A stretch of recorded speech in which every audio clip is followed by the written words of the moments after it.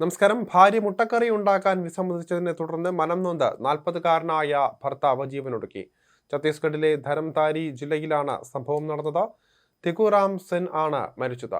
Police പറയുന്നതനുസരിച്ച് വീട്ടിലേക്ക് മുട്ട വാങ്ങിക്കൊണ്ടുവന്ന ശേഷം തിക്കുറാം ഭാര്യയോട് മുട്ടക്കറി ഉണ്ടാക്കാൻ ആവശ്യപ്പെടുന്നു.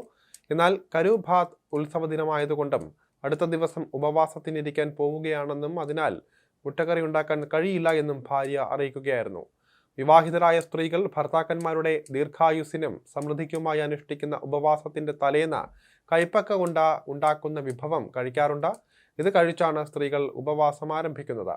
ഈ കാരണത്താലാണ് തനിക്ക് മുട്ടക്കറി ഉണ്ടാക്കാൻ സാധിക്കില്ല എന്ന് ഭാര്യ തീർത്തു പറഞ്ഞത്.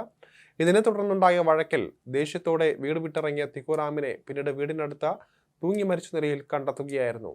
തിക്കുറാമിന്റെ മൃതദേഹം പോസ്റ്റ്മോർട്ടത്തിനായി അയച്ചു എന്നും മരണത്തിന് പിന്നിൽ മറ്റ് കാരണങ്ങളുണ്ടോ എന്ന് കണ്ടെത്താൻ അന്വേഷണം ആരംഭിച്ചിട്ടുണ്ട് എന്നും പോലീസ് അറിയിച്ചു.